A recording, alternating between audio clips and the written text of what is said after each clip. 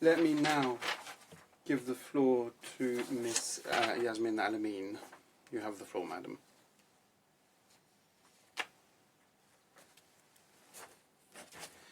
Mr. President, members of the court, it's a great honour for me to address the court for the very first time here today, and to do so on behalf of Gambia and to support the Rohingya people.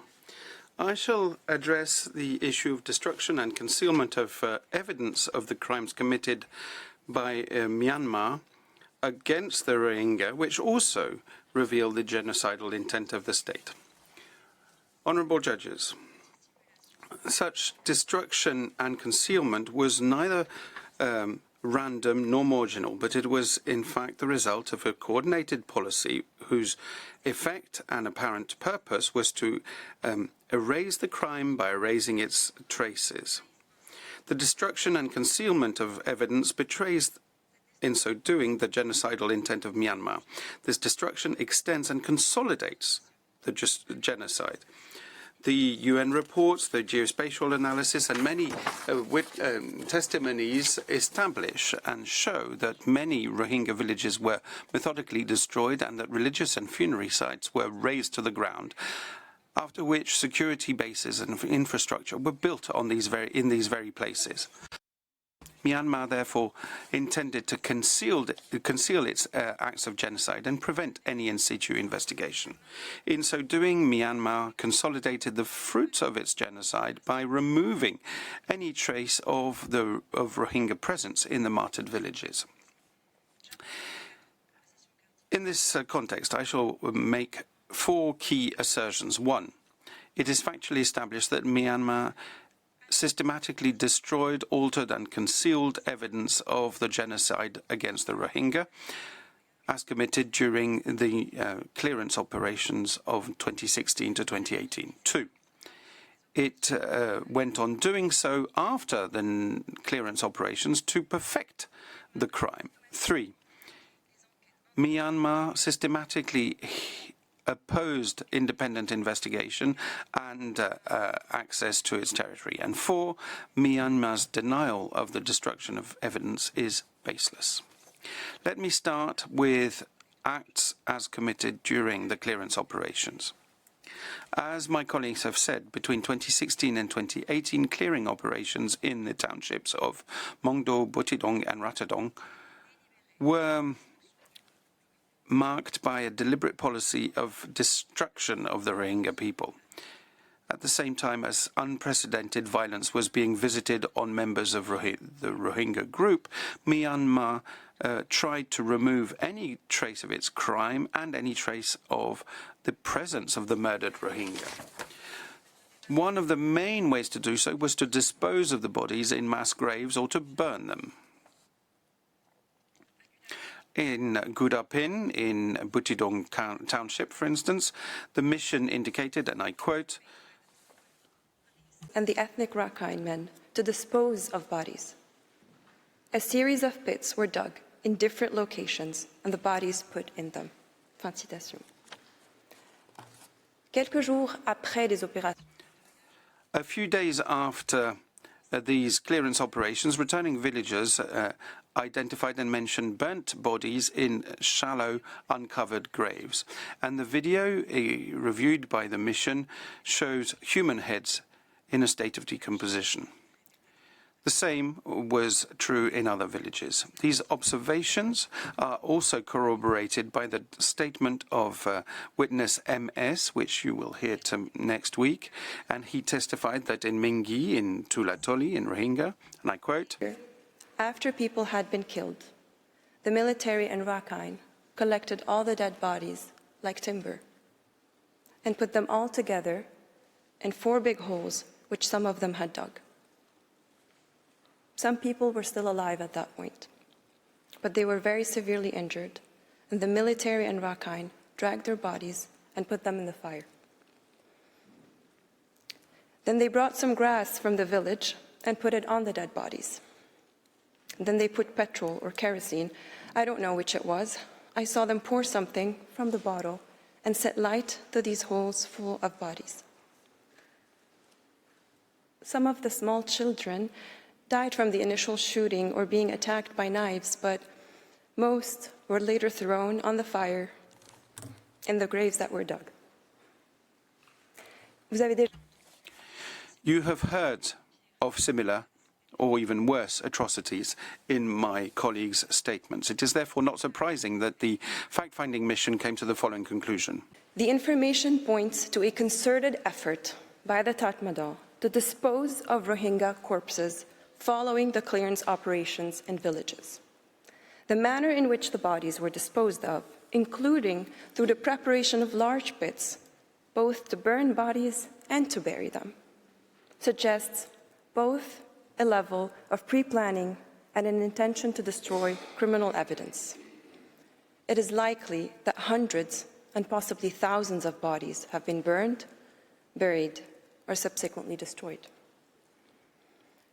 The fact-finding mission and other independent sources have also observed the mutilation and concealment of bodies, thus preventing their identification and the gathering of forensic evidence.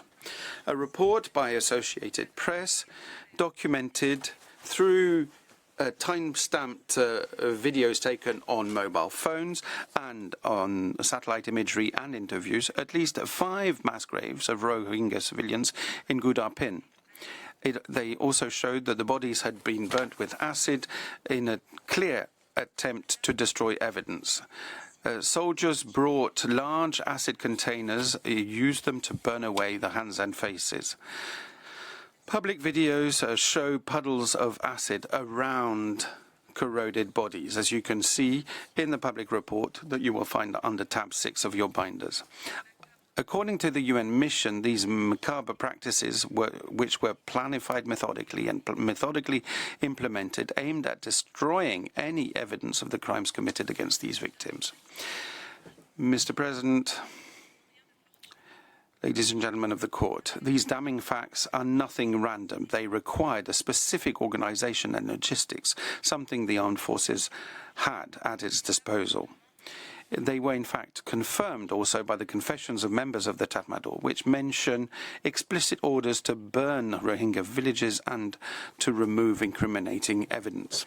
Mo Yang Ning, a police captain that deserted, stated to Reuters that even though ARSA conducted no attack after 25th of August 2017, his superiors instructed him and other officers to burn down the villages strewn with many bodies following the clearance operations. Similarly, Captain Naim Yotet, also a deserter, indicated that the highest military judge in the country, Aung Ling Dwe, went to northern Rakhine State in 2017 to help conceal the evidence of the atrocities committed against Rohingya. Number 4 Border Guard Force office in Maurawadi fabricated incidents as the military wanted and got rid of the evidence of the acts of terrorism that the military committed. Un des propres témoins du The witness for Myanmar, in fact, confirms this practice. Captain Hain, in its statement under Annex 157 of the Cantor Memorial, said that there had been burnings of bodies next to Betdaga village where the bodies were burnt and buried. This practice, however, appears nowhere in the rules of engagement of Myanmar, are not consistent with the Muslim funerary rites, and goes against the rules under the Geneva Convention. Other testimonies from soldiers also show that they were instructed to remove pictures from their phone and that deception was organized. Every few days and delete whatever photos or videos we had there, ayant lui-même transmis cet ordre à ses propres subordonnés. And he said that he had given these instructions to his own subordinates. But Myanmar doesn't stop at that. Over and beyond the destruction of evidence, Myanmar also fabricated evidence. Thus, Captain Naim Yotet and former police captain Mo Yan Ning stated that the security personnel had staged facts by laying machetes next to Rohingya bodies and taking photos to give the impression that they were ARSA insurgents. According to witness P5513 of the IIMM, whose statement you'll find under type 8, one of the bodies which he had initially photographed when it was prone was then moved by soldiers, and 25 minutes later, under instructions of the deputy commander, the same body was photographed, but this time around with an IED positioned next to it, and this was clearly an illustration of a deception and staging. Moreover, the same witness states tacit approval by their commanders, because when they reported the burning down of villages, commanders did not ask why or question their actions. Il mentionne également que les rapports. They also indicated that the reports of ARSA, according to which ARSA had burnt villages of Sin-Opin, were neither factual nor correct, and that it was the 562 Light Infantry Battalion that allegedly did so. Ces témoignages sont aussi corroborés par des images satellites. Finally, these testimonies are confirmed by satellite imagery. According to the fact-finding mission, hundreds of villages were destroyed and bulldozed, as shown by satellite imagery of August 2017 up to March 2018. The mechanism found that geospatial analysis conducted by UNISAT documents the extensive and sustained destruction of Rohingya villages in northern Rakhine State during and following the 2017 clearance operations. I will be returning to this shortly. Mr. President, members of the court, it is not only during the clearance operations themselves that Myanmar deployed efforts to erase the traces of its crimes, but also after those operations, with a view to completing on-site the eradication of the Rohingya people. This will be my second point. As the UN mission found, civilian authorities supervised, after the carrying out of genocidal violence, the bulldozing of burnt Rohingya villages, which were then replaced by the building of police facilities, border police facilities, and other security infrastructures. This was pointed out by Mr. Lowenstein yesterday. This was the case in Maodong Township, in Maungnu, Kangkya, and Indin, and in the Butidang Township in Hong Taipin. What's more, the land farmed by killed Rohingyas or Rohingya who had fled were reassigned to non-Rohingya, for whom housing was built, as well as roads and military facilities. The UN mission underlined that beyond the fact that they are clearly discriminatory in nature, these measures amount to a deliberate and concerted attempt to obstruct justice, breaching the obligation to carry out prompt, independent and impartial investigations, and that they contributed to making the criminal landscape unrecognizable. These findings are confirmed by eyewitness testimony of BBC journalist Jonathan Head and the testimonies heard by the UN mission, documenting the building on the ruins of Rohingya hamlets of police stations and secured enclosures, including in the Mongdo township in Myo Tuki and in Indin, as well as the building of fenced reception centres in Myazin in the same township. Amnesty International also told from November 2017 of a vast set of clearing works and then the building of state buildings on Rohingya buildings. This includes model villages, Natala villages, and security posts after the demolition of intact buildings and uprooting of vegetation. The UN mission documented the confiscation of tens of millions of hectares of Rohingya land via state programs.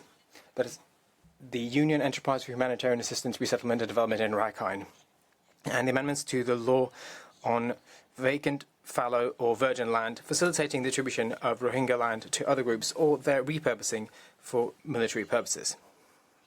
Some of these facts were made known to the court during the hearing on provisional measures in December 2019 and led the court to rule that Myanmar, and I quote, shall take effective measures to prevent the destruction and ensure the preservation of evidence related to allegations of acts within the scope of Article 2 of the Convention on the Prevention and Punishment of the Crime of Genocide.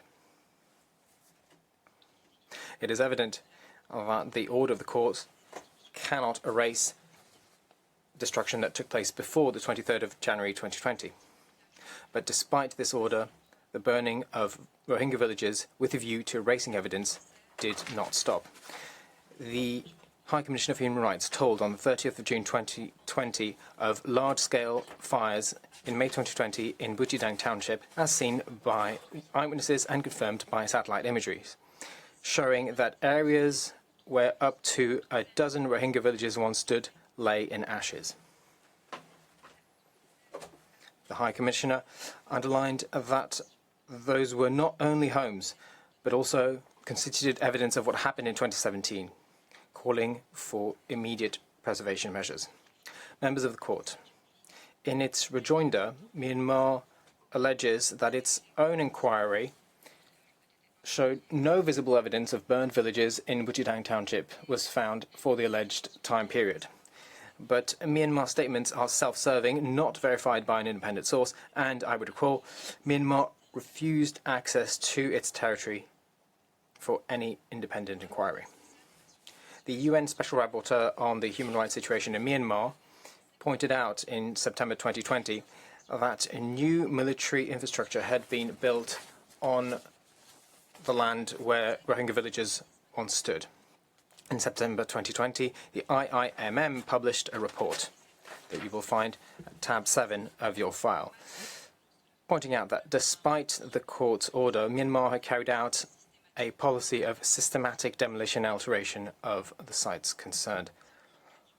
According to the mechanism's inquiry, the conversion of Rohingya villages from Ale Tan Cho in the south to Tongpyo Le Toa in the north of Mangdo, the conversion into bases for border police, combined with large-scale bulldozing and levelling operations, transformed crime scenes into sterile land, erasing essential markers to any forensic inquiry and for restitution, and making the collection of evidence on site impossible. To quote the mechanism, and I quote, Rohingya villages and construction of BGP battalion bases on these sites has destroyed or permanently concealed much evidence of what occurred during the 2017 clearance operations. Le mécanisme a conclu. The mechanism concluded that this strategy removed or destroyed crucial categories of evidence: mass graves and human remains, burned buildings, personal belongings allowing for victims to be identified and for modus operandi to be put together, ballistic clues, traces of explosives and weapons, documents relating to property ownership and allowing the targeting of victims, as well as links between command and on-site implementation. By fundamentally altering the scenes of these crimes, of its crimes, and by covering mosques, cemeteries, madrasas, which are religious schools, dwellings with security infrastructure, Myanmar spared no effort in hiding the truth.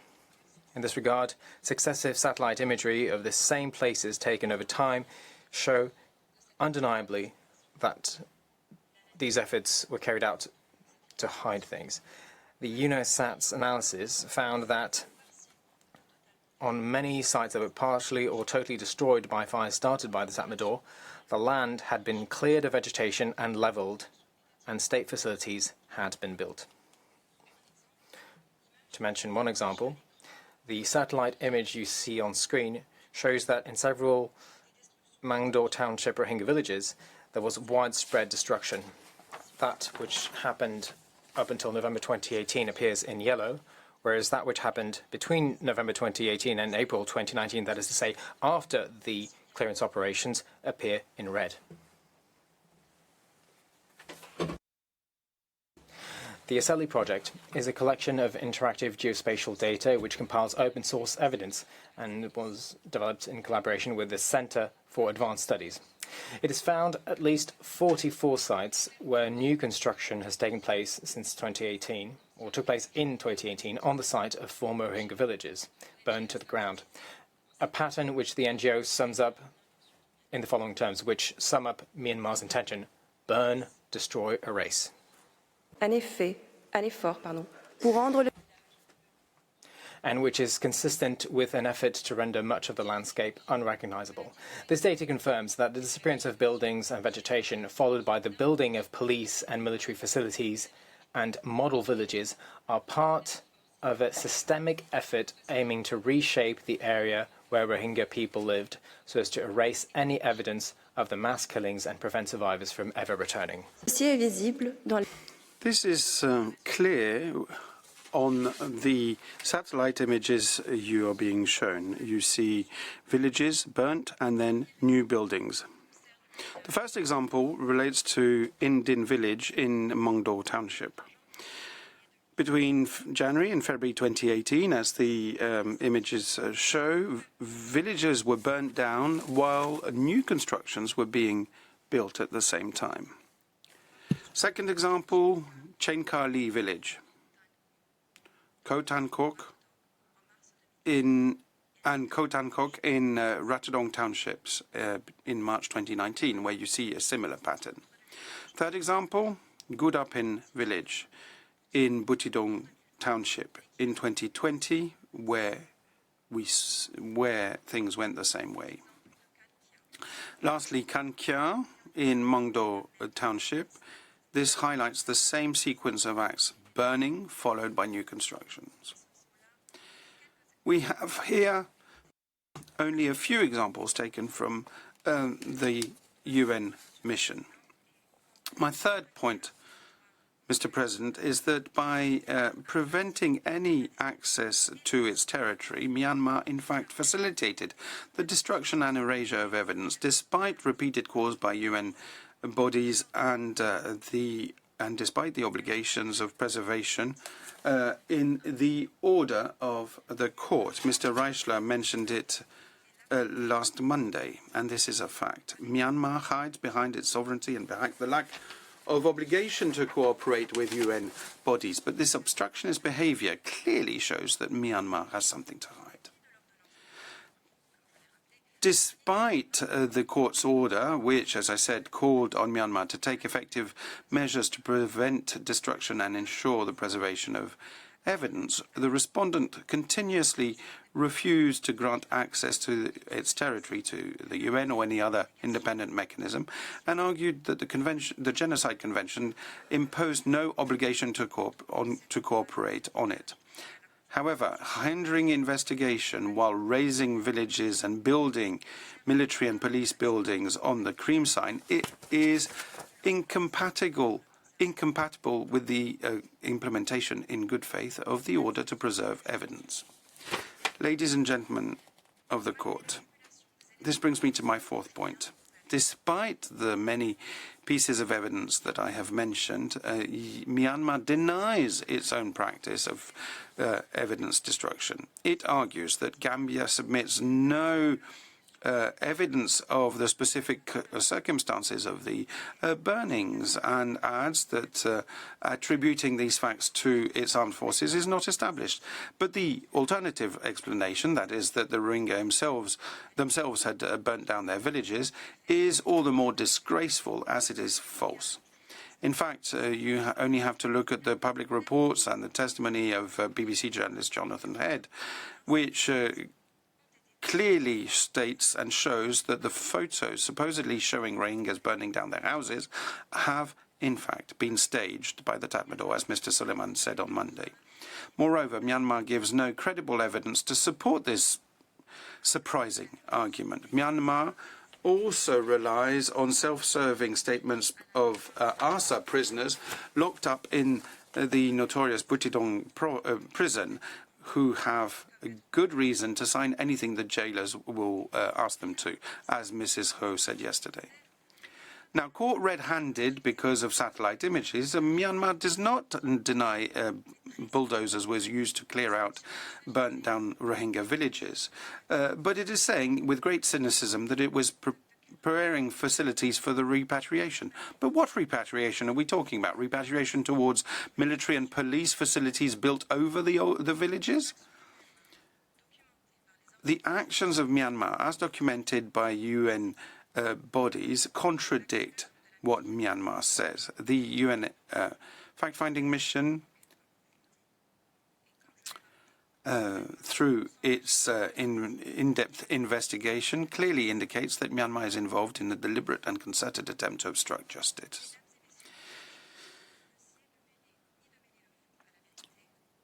Ladies and gentlemen of the court, it is improper to mix falsehood and truth, or even to hide truth knowingly. Destroying evidence is not a collateral damage of clearance operations. It is a deliberate practice aimed at hindering justice and erasing historic facts. This organized, cruel, meticulous, systematic destruction can only be understood as an indicator of guilt. As in matters related to genocide, this common-sense conclusion is supported by the International Criminal Tribunal for the former Yugoslavia's jurisprudence, according to which destruction and concealment of bodies is a strong indicator of an intent to destroy the group. The convergence of facts duly established in our case can lead to no other reasonable inference. Let me thank you, honourable judges, for your kind attention. Can I request, Mr. President, that you call Professor Dargent to the podium, maybe after a pause if you feel that is relevant.